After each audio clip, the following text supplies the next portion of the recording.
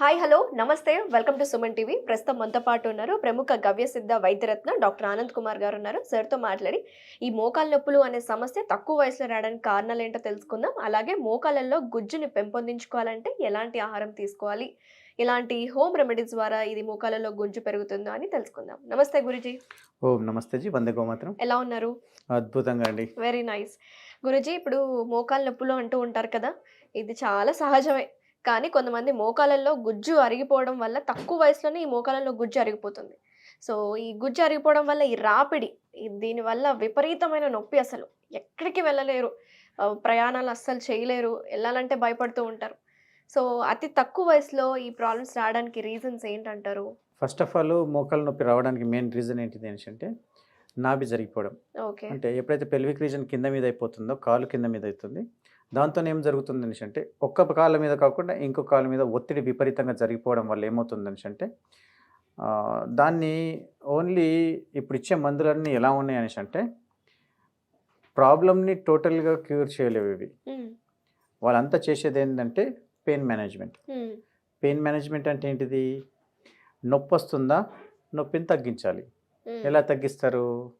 బాములు రాయడము, నూనెలు రాయడము, తర్వాత వచ్చి గోళీలు తినడము. మరి మంచిదే కదా గురుజీ, అది అలాంటివి అలాంటివి రిలీఫ్ ఉంటాయి, కొంతమందికి రికవరీ కూడా ఉంటుంది. మీరు అలా రాయకూడదు అంటున్నారు. నేను రాయకూడదని అంటలేను. ఇక్కడ జరుగుతున్నది అంతా పెయిన్ మేనేజ్మెంట్ అని చెప్తున్నాను. పెయిన్ మేనేజ్మెంట్ అంటే ఏంటిది? నిన్ను నొప్పిని తగ్గించడానికి మాత్రమే పనిచేస్తున్నారు. ఓకే. ఆ నొప్పికి కారణమైన దాన్ని ఎవరు గమనిస్తలేరు. ఇక్కడ ప్రస్తుతానికి జరుగుతున్నది అది రూట్ కాజ్. అయితే ఆ రూట్ కాజ్ని మనం చూసుకోవాలి అని అంటే మనం చేయాల్సింది ఏంది? మెయిన్గా శరీరం యొక్క స్థితి ఎలా ఉందో చూసుకోవాలి. బాడీ స్థితి ఎప్పుడైనా సరే పర్ఫెక్ట్ స్థితి టీ స్థితిలో ఉంటుంది. మరి మీ శరీరం ఏ స్థితిలో ఉంటుంది? క్రాస్ టీలో ఉంటుంది. ఓకే. అప్పుడు ఏమవుతుంది? ఒక భుజం పైకి అవుతుంది, ఒక కాలు పైకి అయిపోతుంది, ఒక కాలు కిందికి వస్తుంది. అప్పుడు దీన్ని మేనేజ్ చేయడానికి ఈ కాలుని ఎక్కువ ఒత్తిడి తీసుకొస్తూ ఉంటాడు. ఎక్కువ ఒత్తిడి తీసుకొచ్చిన కాలు ఎప్పుడైతే ఉంటుందో దాని మీద అధికంగా ప్రెషర్ పడేసేసి గుజ్జు అరిగిపోవడము, మోకాలు రాకపోవడము, ఇవన్నీ జరుగుతూ ఉంటుంది. అంటే స్థితి కరెక్ట్ ఉంటే ఓకే, అది కొంచెం క్రాస్లో ఉంటే రాపిడి పెరిగిపోతుంది కదా. అది ఎప్పుడు జరుగుతుంది?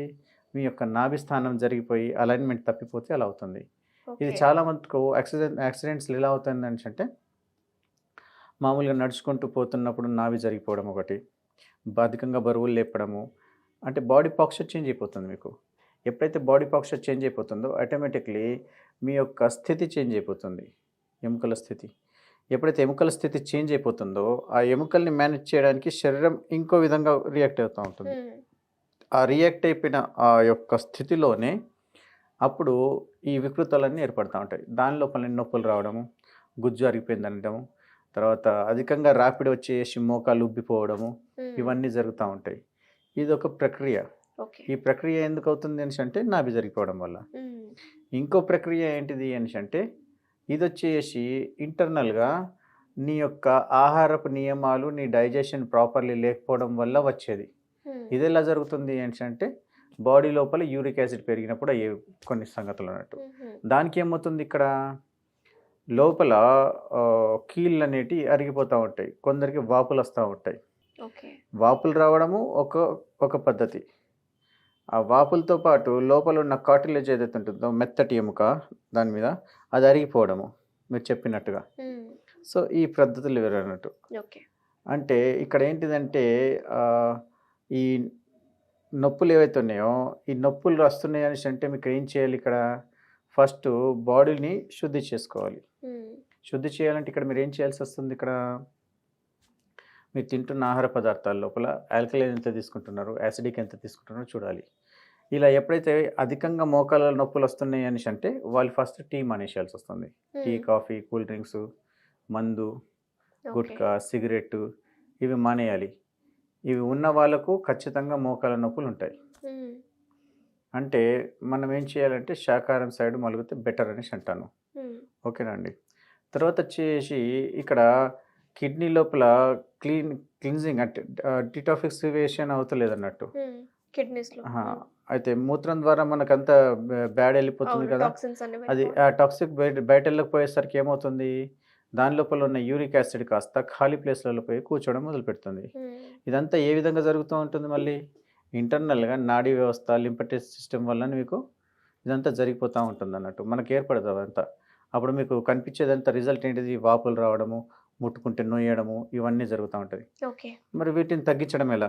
యెస్. ఈ ప్రాబ్లమ్‌కి ఎలా తగ్గించుకోవాలి? హ్మ్. ఇది అవును. ఇది చేయాలి అంటే మీరేం చేయాల్సొస్తుందంటే బాడీని బ్యాలెన్స్ చేయాలి మీరు. హ్మ్. అంటే నాభి చికిత్స. నేను గానివ్వండి, నాలాంటి గవ్యసిద్ధులు గానివ్వండి, నాభి సెట్ చేస్తాం మేము. హ్మ్. ఆ నాభి సెట్ చేసిన తర్వాత అప్పుడు బాడీకి శుద్ధి అయిపోయేసి మందులిస్తాము. ఆ బాడీకి శుద్ధి అయిన తర్వాత వాటికి కావాల్సిన సప్లిమెంట్స్ ఏవైతే ఉంటాయో మందుల రూపంలో ఇస్తామన్నట్టు. దాంతోనే శరీరం బ్యాలెన్స్ అయిపోయేసి నొప్పులు ఈజీగా తగ్గిపోతాయి. ఎప్పటిదాకైతే మీరు నాభి చికిత్స చేయరో అప్పటిదాకా కీళ్ళ నొప్పులు అనేవి పోవు. ఇది ఓకే. మాత్రం 100% చెప్తున్నాను ఇక్కడ. ఓకే. మరి చాలామంది కొన్ని ఇంజెక్షన్స్ ద్వారా కావచ్చు, కొన్ని ఫుడ్ ఐటెమ్స్ ఇవి తీసుకుంటే, లేకపోతే ఈ ప్రత్యేకంగా ఈ ఆయిల్ వాడడం వల్ల మోకాలు నొప్పులు తగ్గుతాయి అని చెప్తూ ఉంటారు కదా! అలాంటివి ఏమన్నా పనిచేస్తాయంటారా? లేకపోతే మీరేమన్నా ఇప్పుడు ఆహ్, మనం ట్రీట్మెంట్ చేశామండి. ట్రీట్మెంట్ చేసిన తర్వాత సరైన స్థితికొచ్చింది. అయినా కొంచెం వాపులున్నాయి, ఇవి ఉన్నాయి కదా!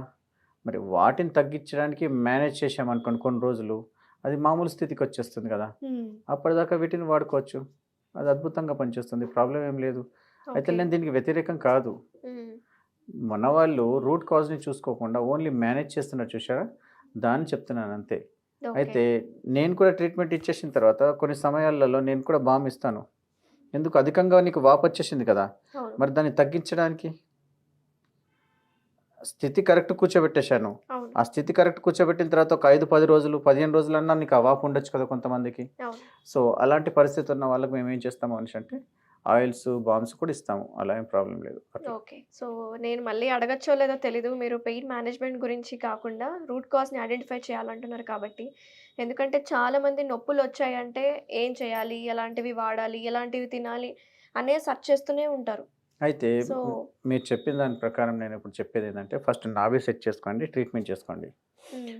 అప్పటిదాకా రాలేని పరిస్థితుల్లో ఉంటే మనము ఇంతకుముందు వీడియోలు తీసినట్టుగాను ఆవాల నూనె, దాని లోపల కొద్దిగా మనం ఏం చేసుకుంటున్నాము అనేసంటే అమృతధార, దాని తర్వాత వెల్లుల్లి వీటిని బాగా మసిలించుకొని, చల్లార్చి ఎప్పుడు కావాలో అప్పుడు కొంచెం గోరువెచ్చగా చేసుకొని జస్ట్ అలా అప్లికేషన్ ఇవ్వండి అని చెప్తున్నాం మనం. ఓకే. అమృతధార అంటే మనకు దొరుకుతుందా ఆహా! మార్కెట్‌లో? అమృతధార లోపల ఏముంటుంది అనేసంటే పచ్చకర్పూరము, ఆహ్, ఓమసత్వము, పుదీనా సత్వము వీటిని అన్నిటిని 10, 10 గ్రాములు తీసుకొని ఒక దాంట్లో కలిపిస్తే ఇది లిక్విడ్ అయిపోతుంది. ఇది దీనివల్ల 54 రకాల రోగాల్ని మనం క్యూర్ చేసుకోవచ్చు. ఇప్పుడు ఓకే. నేను చెప్పిన ఈ అమృతధార వల్లనే.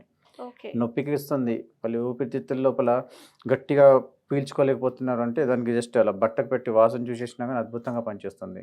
తలనొప్పొస్తే తలనొప్పి పెట్టుకోవచ్చు. విషయం ఏంది అనేసంటే శ శరీరాన్ని యాక్టివేట్ చేయడానికి ఈ యొక్క గంధ చికిత్స అంటే ఈ అమృతధార అద్భుతంగా పనిచేస్తుంది. అండ్ పెయిన్ మేనేజ్‌మెంట్‌కి కూడా ఇది అద్భుతంగా పనిచేస్తుంది. అయితే దీన్ని ఆవాల నూనెతోని మనం ఒకవేళ మిక్స్ చేయగలిగితే ఇంకా అధికంగా పనిచేస్తుంది. ఓకే. దాంట్లో ఉన్న ఆహ్, పవర్ అనేది ఈ ఇంకా ఆవాల నూనెలో ఇంకా ఎక్కువ 10, 20 రెట్లు ఎక్కువైపోతుందన్నట్టు. ఓకే. ఓకే. దాంతోని ఆ మాంసం ఉంటుంది కదా! అంటే చర్మంలోకి చొచ్చుకుపోయేసి దాన్ని క్యూర్ చేస్తుంది.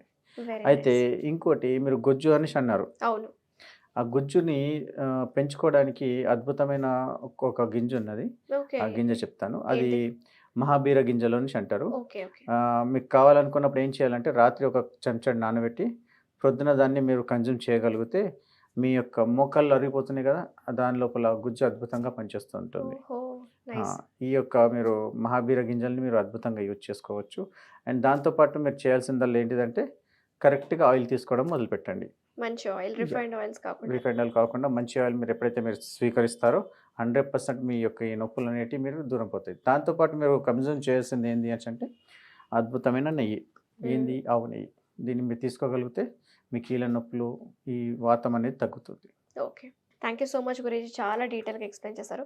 సో చూసారు కదా వ్యూవర్స్, ఎవరికైతే ఈ మోకాళ్ళ నొప్పులు, అలాగే మోకాళ్ళలో గుజ్జు తగ్గిపోతుందంటే పెయిన్ మేనేజ్‌మెంటే కాకుండా రూట్ కాజ్‌ని ఐడెంటిఫై చేసి ట్రీట్మెంట్ చేయాలి అని చెప్పుకొస్తున్నారు. ఎవరికన్నా ట్రీట్మెంట్ కావాలనుకుంటే కింద స్క్రోల్ అవుతున్న కాంటాక్ట్ డీటెయిల్స్‌కి అప్రోచ్ అవ్వచ్చు. అలాగే సార్ నెంబర్ కూడా మేము స్క్రీన్ మీద డిస్‌ప్లే చేస్తాను. సో ఏమైనా డౌట్స్ ఉంటే సార్‌కి కాల్ చేసి మాట్లాడొచ్చు. Thank you Guruji. చాలా మంచి ట్రీట్మెంట్ విధానం, అలాగే హోమ్ రెమెడీస్ కూడా చాలా డీటెయిల్‌గా చెప్పడం. Thank you so much. ఓం నమస్తే జీ, బందే గోమాతరం. నమస్తే.